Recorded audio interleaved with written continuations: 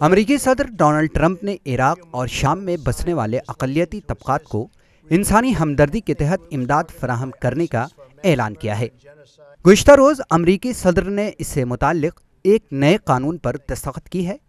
سن 2014 کے بعد داعش نے عراق اور شام کے نسلی اقلیتوں کو ظلم و تشدد کا نشانہ بنایا اور شیعہ یزیدی اور مسیحی برادری سے تعلق رکھنے والے ہزاروں لوگوں کو موت کے گھاٹ اتار دیا تھا۔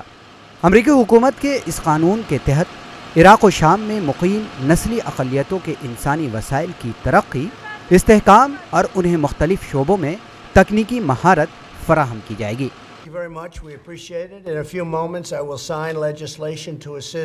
میں ایک ایسے بل پر دستخط کرنے جا رہا ہوں جس کے ذریعے امریکی حکومت عراق و شام میں نسلی اقلیتوں کو مختلف شعبوں میں مدد کرے گی۔ اس قانون سے ان تمام لوگوں کو انصاف ملے گا جن پر سنگین مظالم ڈھائے گئے۔ امریکی صدر کے مطابق اس قانون کے ذریعے ان تمام افراد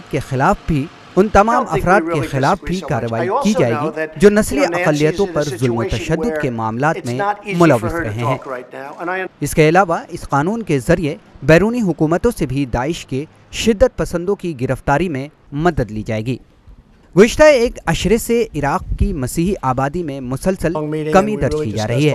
سن 2002 میں عراق میں مسیحی آبادی 14 لاکھ تھی، جبکہ سن 2013 میں یہ تعداد 5 لاکھ ہو گئی اور اس وقت مسیحی آبادی 2 لاکھ سے بھی کم ہے۔ Bureau report, ETV Bharat.